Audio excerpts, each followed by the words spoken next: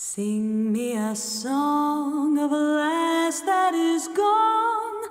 Say, could that lass be I? Mary of soul, she sailed on a day over the sea to sky. Hey everyone, Alvine here. So I'm really annoyed. I just tried to film this video already and I was waffling on. It was fantastic, and then I realized my video wasn't recording anymore because I ran out of space on my card. So we're going for number 2, okay? Oh my gosh. So hopefully it all flows as well as it was. It's good to say that, isn't it? It's like, because you'll never know if it was really good or not, and I can just say it was really good, and then this one's not so good because it's the second one. Anyway, excuses. So today I wanted to talk to you all about crow energy. Crow spirit energy, crow totem, crow animal spirit, crow guide, etc. Now I wanted to talk to you about my personal experience because there is a lot of information out there on the internet about all this kind of thing, lots of books. You can easily Google crow spirit animal or crow totem or any other animal that you're interested in, and you will find loads of information out there of the generally accepted, correspondences or experiences with these different energies. You can all do that yourself, that's something that's out there already. I just wanted to kind of talk to you about my own experience, which may or may not match up with what's out there already. But yeah, I just kind of wanted to talk about this energy because it is something that I have worked with now for a decent amount of time. There are weird noises happening in the background. That sounded like a big bang somewhere. I don't know if you can hear that. So the other day I was driving along in my car and I was thinking about crow energy. It's an energy that is always around me, especially at this time of year. Crows are everywhere.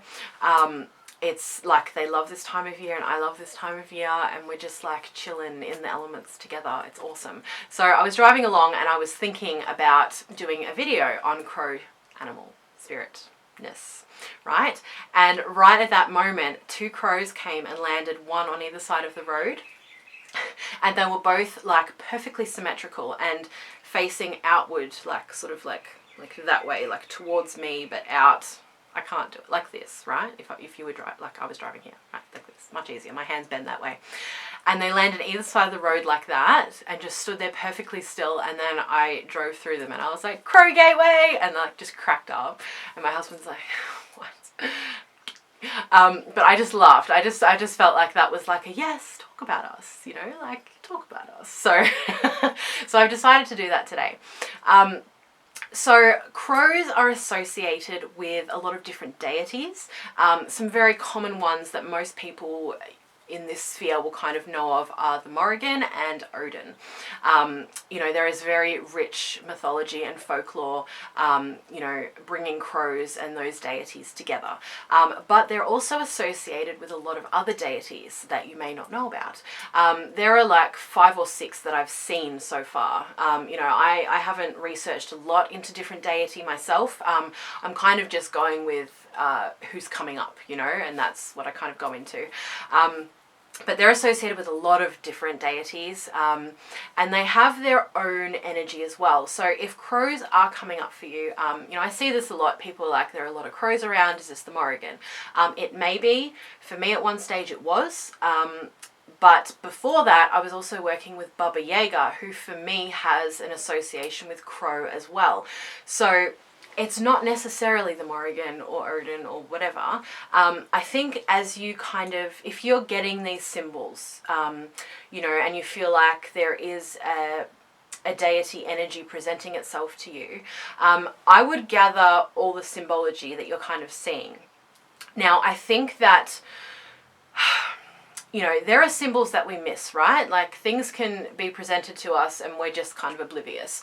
But there are many things that will come to us and you get I get a feeling about it, like a knowing, ooh, this is something, this means something. Write all those things down, and then, you can continue to work through them, go through a process of inquiry with those, journaling about them, talking with the deity or deities or energy that you feel like is being presented to you as well. Like just having a conversation and being like, hey guys, what's up? Like, who is this and what's going on? You know, not sure who this is, think it might be this person or this, you know, energy or deity or whatever, you know, can you let me know? Or also doing research. So going, okay, these are all my symbols, like, you know, what's kind of out there. I would say don't just rely on that though, because again, you know, all of this is so personal, and symbology is so personal. Like what crow means to me may mean something so different to you, or what the color black means to me may mean something so different to you, or, you know, different shapes and things like that. So I think it's a very personal discovery that kind of needs to happen with these things, and that takes time, and sometimes we just want the thing to just be there and to happen and to have it, and that's it. But I think with a lot of these spiritual things, with a lot of these magical things, it takes that digging, you know, it takes that detective work and that journeying. So that's just like a side note there. So for me, crow has been associated with deity, but it's also an energy I work with in and of itself. I've always felt quite drawn to crows, and I think that a lot of us do, because they have a very rich folklore with magic, you know, with witches and with magical people. So I think for that reason and many others, you know, a lot of us do feel drawn to the crow, you know, and perhaps many people don't actually go into or go to the point where they're actually working with that energy necessarily, but they do feel that drawing there. So I think that's why, you know, there is such a rich and deep, you know, folklore with crow and magical people. And there's a reason for that too, you know, like crow has to do, you know, in a lot of mythology is to do with death. You know, they are the scavengers of the battlefield and things like that. You know, when warriors would die, you know, the crows would come down and, you know, and eat the people. You know, they are scavengers, so there is that kind of death element there, you know, and death and spirit, you know, are quite tied together, you know, because it's other world, and, you know, when we pass on to other world or whatever it is, you know, like there's that death association there. I do see crows as having quite a death energy. For me, that's not a scary thing. Like I don't look at death as like this big like boogeyman. I've experienced a lot of death in my life, of people I've loved, of animals I've loved, but also just like within circumstances in my life, you know, like big changes that have happened, like huge, like I've had that many, you know, big life-altering changes that have happened through my life. A lot of those happened when I was young, and so it was a very big scary thing back then. So I feel like I've really gone through a journey with death, you know, of being so afraid of it, so afraid of that change, that unknown, and then coming to a place where I kind of accepted it, and now I roll with the punches a little bit better than I used to, and I don't feel as afraid of death, and I'm actually bringing death to a lot of things in my life, you know, realizing these things need to be cut off and gone and getting rid of them. So that is something that I, you know, have really, not that it necessarily has something directly to do with crow, but as crow has come in also, it's been something that I've, you know, kind of taken on more as well, and I, you know, do that in my life. So I keep looking up because I have a picture of a crow up there, and it just keeps drawing my eye, like as I'm talking about crow, it's like, hi, I'm here, yes, you're talking about me. Crows are wonderful, aren't they? They have like just their look, you know, like they have such a powerful look, you know, that black color they have like a shimmery, like blue or purple sometimes through them, or green, and I just feel like it adds so much depth to that inky black color as well. I feel like they're like the shadows of the daylight, you know, like when a crow is out during the day. Holy shit. Oh my god, okay, so I just like knocked something, but it sounded like a big like flame went boom. Woo, it's fine. I didn't catch my hair on fire. It was just my sticks. I feel like crows are the shadows of the daylight, right? They do hide at nighttime, and that is because owls and crows don't get along well. You know, they attack each other. Owls will eat crows at night, and crows will mob owls if they know that they're around during the day, so they don't get them at night. But yeah, I feel like they're the shadows of the daytime. Like, they're always out during the day, but when they're out, because of that contrasting color, you know, it's like shadow and then like bright sunshine. They're just amazing creatures. In Australia, we have, so there's the crow and raven, right? I use crow and raven quite interchangeably. They are different species, but in Australia we have 3 species of crow and 2 raven species. Now, our crows are actually quite big. The ones in Melbourne are anyway. We have a few different ones.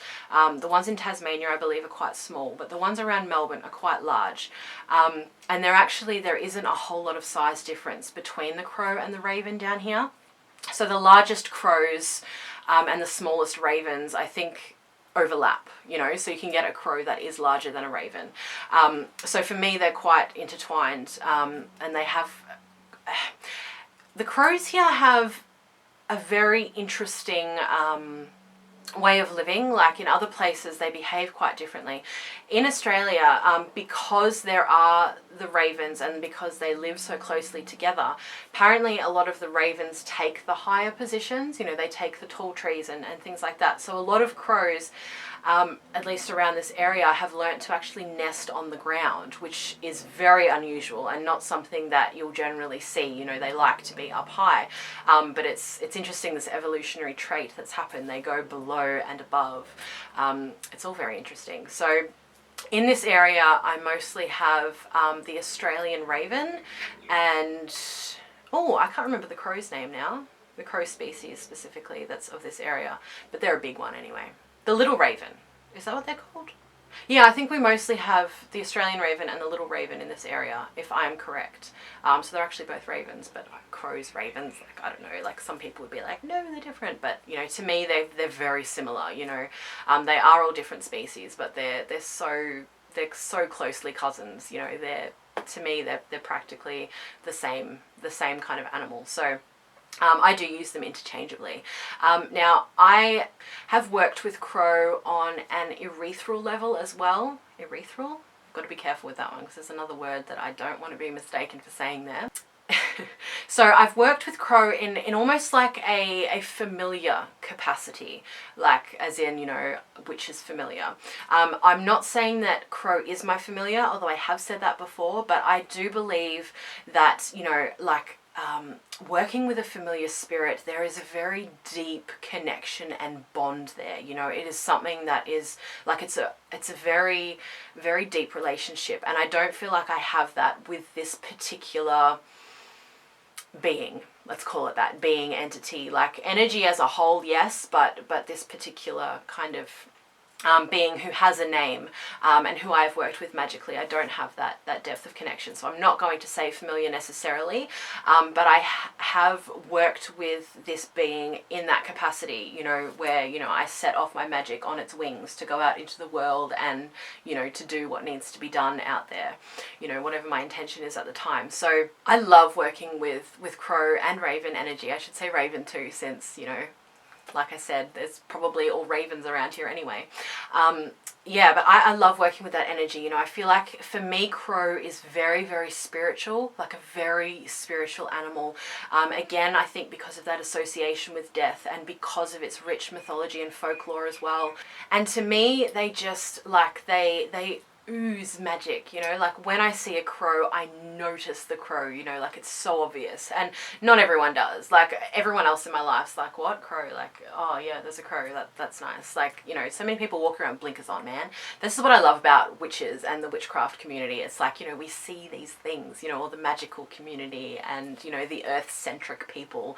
We're just like, oh my god, crow, oh my god, look at that flower, spiderweb, you know. I mean, this is what I'm like anyway. I love it. And I love that I'm meeting other people that are like that too now, because I'm like, see, everyone, like, I'm not that weird. There are other people that do this as well in the world, but I'm one of those people who points these things out, and other people are like, oh oh, that's kind of cool. Like, I didn't even notice, you know, and I'm like, how can you not see? Like, it's right there.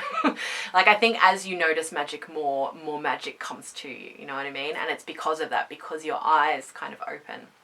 Anyway, I find crow to be an incredible magical and spiritual animal, and it's one that I love working with. And where I was living before, I couldn't find many crow feathers. There wasn't many around. I was living in a coastal town and there was like seagull feathers everywhere, but no crows. I could never find crows. And then I moved here after I had been not working with crow energy really, but wanting to. I hadn't stepped into it yet. Excuse me. And then I moved here and there was crows everywhere, and I'm like, hell yes. It was like another sign for me that like this is my place to be right now. So I have a lot of crow feathers. I've shown you guys before. I need to go walking again and find more, I think. I love being surrounded by crow. So those are some things about crow. I can't think of anything else to say right now because this is just like, I'm just putting it out there. I don't even know if I've covered what I said before or what's happening. But if you have any questions about crow, let me know down below. I will just mention actually, animal speak, which I just mentioned in my last video, and I have it on hand because I just spoke about it. But this is another good resource as well if you're wanting to research a little bit more about animal spirits and totems and, you know, whatever you would like to call them.